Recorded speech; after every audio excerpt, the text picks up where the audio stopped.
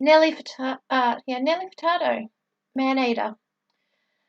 That album came out, oh goodness, what, 12 years ago?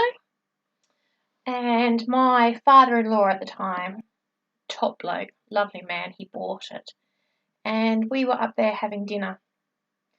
And he said, Donna, got a song for you. Listen to. He started playing it. I said, nice, Mike. And he said, well, it made me think of you. And it's really quite odd because in my Year 12 yearbook, as Year 12 leavers, the song that they had allocated to me was Hall & Oates' Maneater.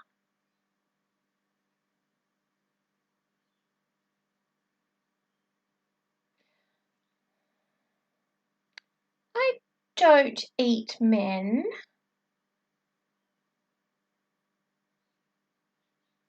I have just had a series of relationships where I have decided that it's not worth pursuing, so therefore I have moved them along their way. Maneater indeed. My best friend accuses me of being a stealth flirter. She says that I flirt and I don't know that I'm doing it. I think it might be an inherited thing. No, my grandmother was an overt flirt. So yes, I'm I flirt and I don't even know it. I'm a touchy person, so if I'm talking to somebody I might touch them on the arm or on the shoulder or and I like men. I like men a lot. Most of the time they can be amusing and I like a good raconteur, intelligence. Of course, I'm not wasting my time on people who play rugby or cricket or soccer or hang around at the local pub. There are certain men I like. And so, but then again, I flirt with women too. So, what can I say? Equal opportunity flirt. I like people. Got some news.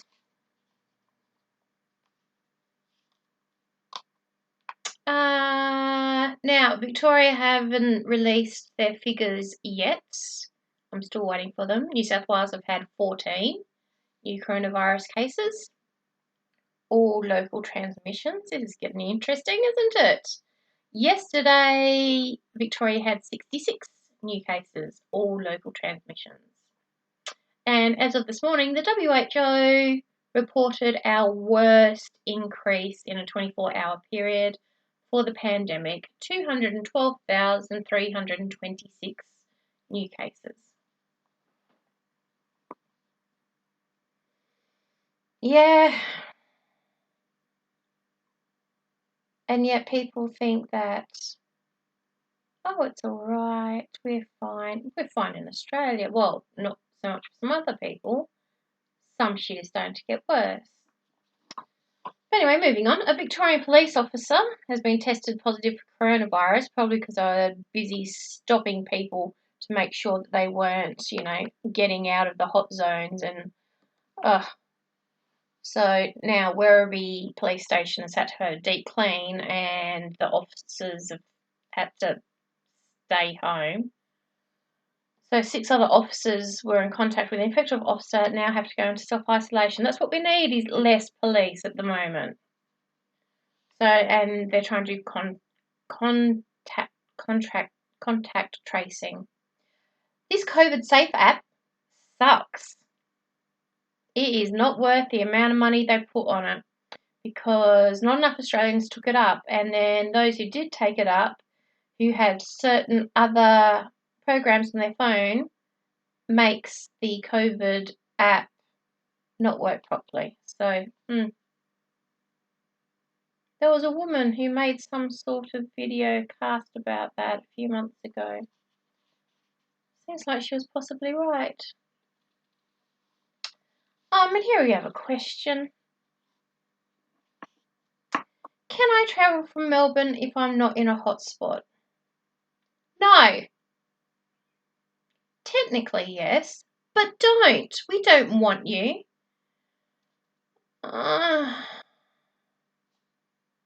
According to New South Wales Health website, if you've been in any of Melbourne's hotspots in the last 14 days, you cannot travel to New South Wales unless they are a resident of New South Wales or are there for an essential need like medical attention or appearing in court. Even then, I don't think so. Appear by link if you need to go to court. Or stay out of trouble, and then you don't need to worry about going to court. Medical attention, they've got doctors and shit down in Melbourne. I've seen it. School on New South Wales Central Coast has been closed for a deep clean because a senior student, he is corona positive. So that's good. Now, I was rabbiting on about America and American idiots and Republicans, Texans. The Greg Abbott, and you know how much I love the name Greg. Every Greg I know is a complete dickhead. He has now turned around and has made new law that requires all Texans to wear face coverings over the nose and mouth in public spaces in counties with 20 or more positive COVID-19 cases. Which is every freaking county.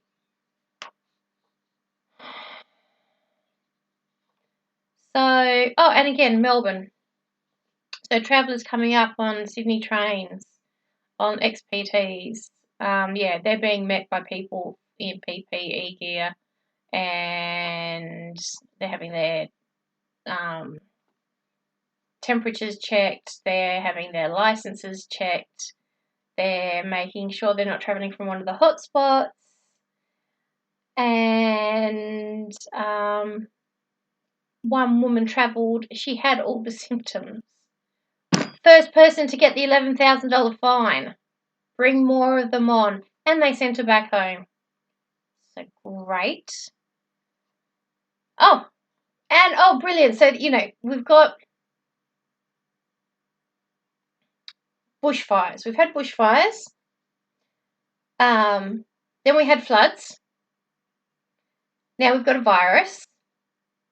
In Africa and in India, they have locust plagues.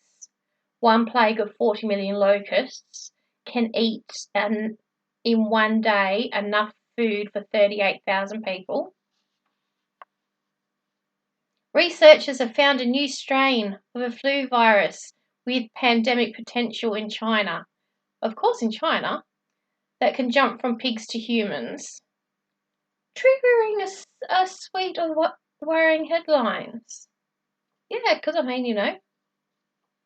you wouldn't be worried. It's excellent this virus has been found early, and raising the alarm quickly allows virologists to swing action developing new science tests for this particular flu. Okay, yes, we do have swine flu. I had the swine flu. I was sick for about 3 weeks. It's just like bad flu. Kids didn't get it. Husband got it. It wasn't particularly nice, but, didn't die or anything. It wasn't a good year that year because some pro-choice person who decided not to get their kid inoculated against whooping cough gave me the whooping cough, and I am inoculated. Just because you're inoculated doesn't mean you don't get it. What it means is your body has the ability to fight it. But because I'm immune compromised, I ended up in the ICU for 10 days with whooping cough because somebody's pro-choice little shit was allowed to run around and give their disease to whoever was ready for it.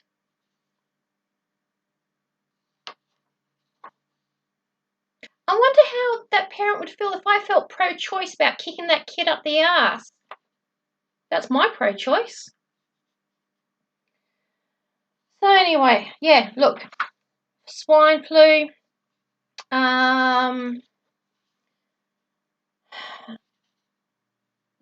In plain language, the new flu they've discovered is a mix of our human H1N1 flu and an avian-based flu. So you've got a pig flu and a bird flu mixed together. What's interesting is antibody tests picked up that workers handling swine in these areas have been infected. Really? Among these workers, they tested about 10%. 30 people out of 388 tested showed signs of having it's got a whole, look, it is the G4EA-H1N1 virus. And people between the ages of 18 and 35 seem most likely to get it. They don't know how bad or how sick it's going to make you yet, because it's a new virus. I thought I'd bring it up since, virus. We're so into them at the moment. And this is fantastic. They found that the virus can infect human airway cells. Like COVID-19, influenza, respiratory infection. Like the place where we are the most vulnerable. Most humans don't already have antibodies to the G4 viruses, meaning most people's immune systems don't have the necessary tools to prevent the disease if they get infected by G4 virus. Something else to look forward to. Okay, so back to Australia. I know I'm a bit all over the place, aren't I? It's Sunday, and I'm going to try to keep my language clean. There have been quite a number of increased hospitalisations in Victoria, no surprises there. And their CHO, Brett Sutton, said there was an expectation people would die as a result of this spike. Well, duh.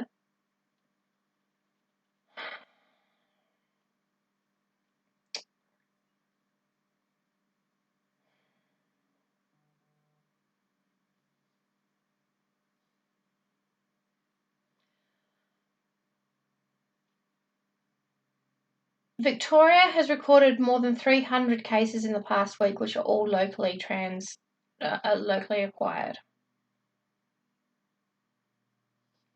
And they are still concerned. Now, I don't know if a few months ago, tenements in New York City where poor people live in big, tall structures, it's affordable housing, they had to lock them all down. And when people called in sick, paramedics would have to go in and knock on doors and clear floors and kick in doors where people wouldn't answer, and they would be dead people. Because in America, you can't go and get help unless you've got money. So they would prefer to die a horrible death of COVID-19. Now, some poorer areas of Melbourne are having the same thing. They're in tenement blocks. They've been locked down. They're complaining that they feel like they're criminals. No, we are trying to contain a virus. This isn't personal. We're trying to protect everybody else. So stay where you are and stop bitching.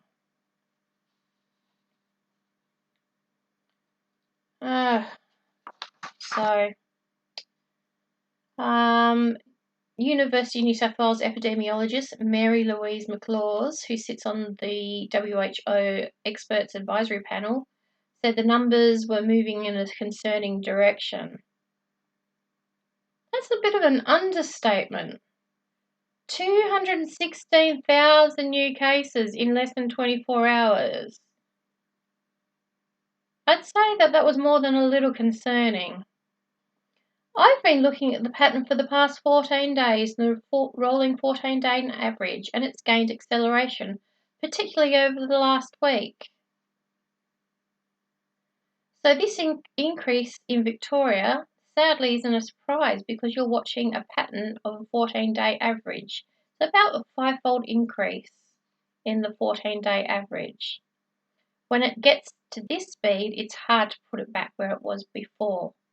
And it is indicative that it will replicate in other areas of the country. Yeah, I know, I said it before.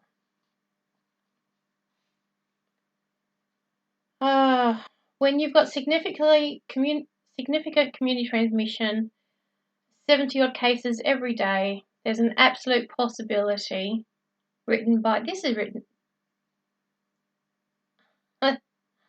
An expectation that some of those people will die. Really? Really, Professor Sutton? Wow. Larger areas of Melbourne are going to be locked down because of how quickly this is travelling. So, and then we move on to New South Wales. New South Wales is freaking out a bit because Victorians are flocking to Byron. I've never been to Byron. I want to stay here on the mountain, away from everybody with disease and everything else. So Victorians are among hundreds of people flocking to popular resort town Byron Bay. They're calling them virus refugees. And New South Wales are worried about being infected, yep. And with Victoria now, because we've got school holidays now, so do Victoria, so do Queensland. People from Queensland are going down to Byron. Can you see what's happening here? I don't have to read all of what's happening. People are going from places where they are exposed to diseases because they think they deserve a holiday, and they are exposing themselves. And I've seen these people on holidays. No one is wearing masks. No one's being socially distant. Everyone is swap and spit and sneezing and coughing on one another. And this is how it's going to happen. The next 5 weeks are going to be very telling. I bet you I'm going to have to start teaching my kids at school again. Oh, at home again. You know, people have begged Berejiklian to close the border to stop it from spreading, but she can't. It's a logistical nightmare, as I've said before. We've got more than 50 crossings and we've got so many shared border towns. But the thing is the bitch opened her mouth and slagged off Palaszczuk and McGowan and Marshall for keeping their borders closed. So she doesn't have a leg to stand on, so she can't close shit now.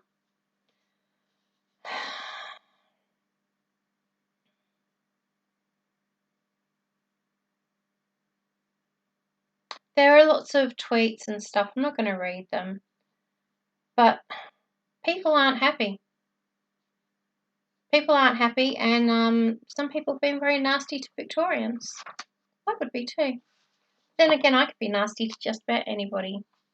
But Queenslanders, who have gone down to Byron, who are now mingling with Victorians, or who have even gone to New South Wales, who are mingling with Victorians here, or indeed our numbers aren't fantastic. They're going to be going back. So, yeah. I don't care that we've got a starved tourist economy. This is a pandemic. Can you people get over yourselves? And then here we go. This is some guy talking from Byron Bay. He said all COVID-19 social distancing precautions were in place, and the last thing people wanted was to get smoked back into their hives. Well, that's bullshit. I've seen the news. No one's putting space between anybody else. No one's wearing masks. No one's using hand sanitizer. People are jammed in much smaller spaces than the whatever it is, metre squared. People are jammed into cafes. Yeah, I can see this working out really well. But there's a bit of a thing here. The Royal Flying Doctor Service has received hundreds of applicants for pilot job roles because pilots have lost their jobs in the real airlines because of COVID-19, and the RFDS has received extra funding to extra planes because of COVID. Now they've got the pilots, so more people in more rural areas are getting better healthcare. Bonus! Always love bonus healthcare. Oh, and here's some bullshit fact checking. Right. A Facebook post, because you can trust Facebook. Well, you can trust my Facebook.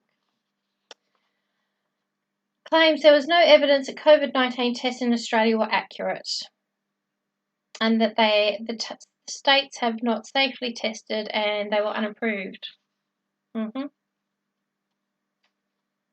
So, bullshit investigators have been able to prove that we have our strict regulatory requirements, participate regularly in quality assurance programs to ensure nucleic acid and serology-based COVID-19 tests are the highest quality for the Australian community and indeed the world. So yeah, again, Facebook, oh, it's not safe, you can't believe it. But then again, they don't believe in the virus. Oh, and here's another one.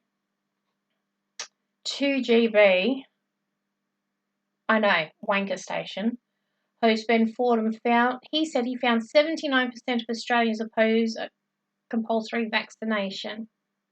This statistic is somewhat problematic because he just asked a heap of people. There was no professional standards. There were no other questions. That was the question. Are you for it? Are you against it? Okay, No, you know me. I am pro-vaxxer. And if you want to be an anti-vaxxer, knock your socks off. You're a pro-diseaser. And, yeah, I hope you get to enjoy all of the benefits of those diseases. Oh, and things that don't cure or prevent COVID-19. Hand dryers in toilets, hot air. It's not going to kill COVID-19 on your hands. Use hand sanitizer or soap and water. That shit seems to work. Oh, and Donald Trump. Of course, we can't go too far without Donald Trump. We'll quickly wrap it up. Mike Pence said that there were encouraging signs that coronavirus outbreaks were occurring in only 4% of all counties in the country. However, those 4% accounted for more than 20% of the US population. He also claims that, including that all 50 US states were opening up safely and responsibly. Have you been watching the same news I have? According to the fact checkers, Mr. Pence came out and about 30 states were experiencing increases in the rate of new cases, and states reopened without having met the administration's recommended safety milestones were 80% chance of increasing their numbers of COVID-19. So look, I'm going to put up a video because there are some classic Trump-isms. But let's just go over a couple. He has no responsibility at all in regards to COVID-19. It will go away very quickly. He denied that COVID-19 existed. He also said the virus will not have a chance against the US. He denied disbanding the Office of Pandemics.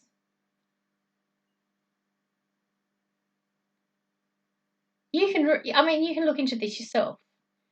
And his maturity level is, if he doesn't like being asked a question that's got too many big words for him, he says, "That's a nasty question and you're a terrible reporter." Such a statesman. Calling it the China flu is not racist. It comes from China.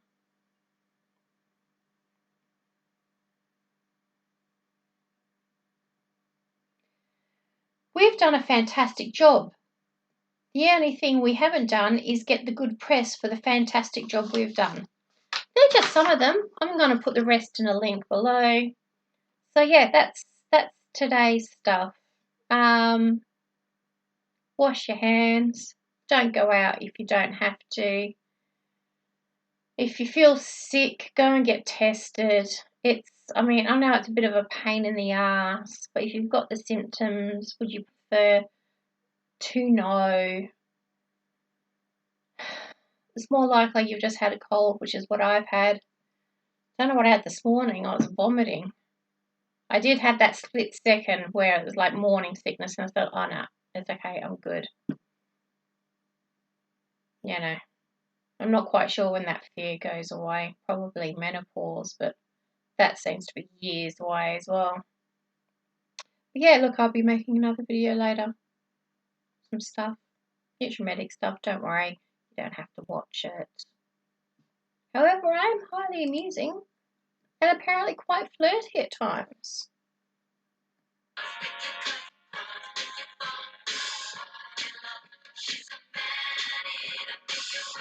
And apparently I can be a man-eater.